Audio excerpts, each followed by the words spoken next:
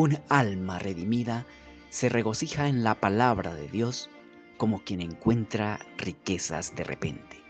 Salmo 119, versículo 162. Me regocijo en tu palabra como el que haya muchos despojos. Este versículo nos presenta al escritor de este salmo confesándole a Dios de la complacencia que tenía en su palabra. Lo hizo usando un símil.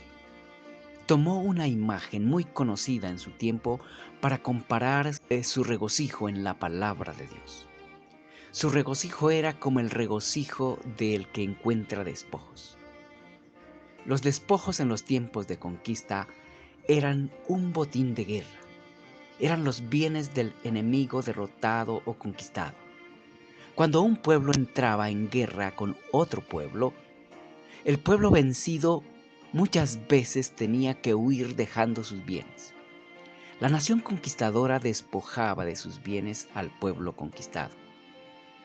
Hallar despojos, además de ser señal de victoria sobre los enemigos, era obtener riquezas, por tanto motivo de regocijo.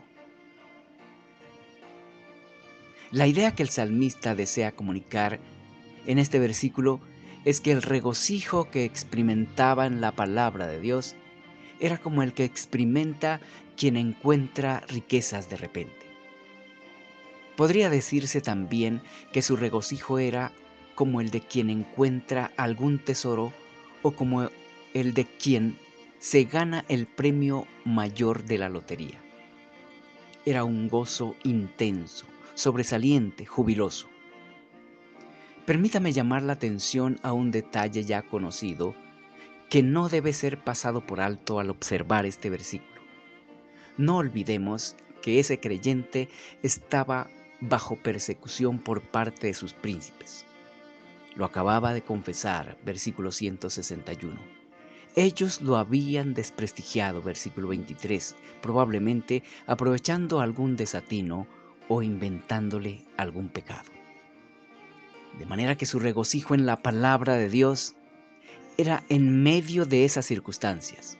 Su regocijo en la palabra de Dios era a pesar de estar bajo aflicción, versículos 143 y 153, bajo escarnio, versículos 85 y 95, perseguido y en peligro, versículos 109 y 110.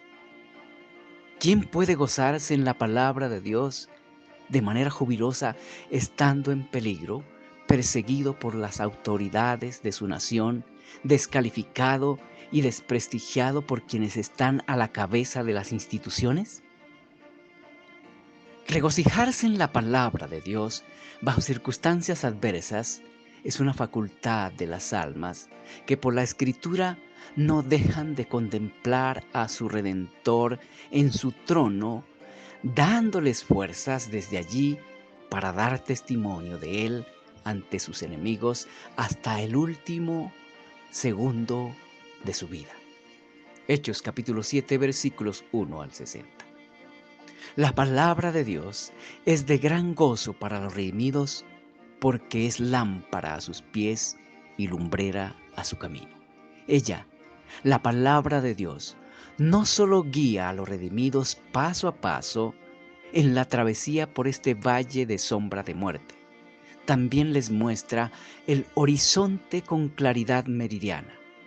Por la palabra de Dios, los redimidos podemos contemplar siempre a Cristo, su obra redentora y los resultados de ella a nuestro favor. Los redimidos se regocijan en la palabra de Dios porque en ella ven al Señor Jesucristo despojándose de su gloria, bajando del cielo, naciendo entre las bestias en un lugar maloliente, luego soportando toda clase de oprobio y subiendo a la cruz en su lugar para que Dios borre sus pecados y delitos y además, como si fuera poco, lo adoptara hijo suyo y lo hiciera heredero de su gloria eterna en la tierra nueva y en los cielos nuevos. De alguna manera, el autor de este salmo vislumbraba estas gloriosas verdades en la Escritura.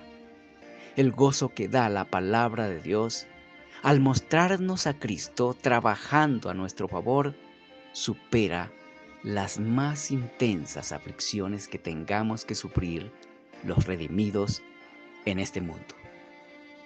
Tengamos por cierto, juntamente con el apóstol Pablo, que las aflicciones de este tiempo presente no son comparables con la gloria que en nosotros ha de manifestarse. Romanos 8:18.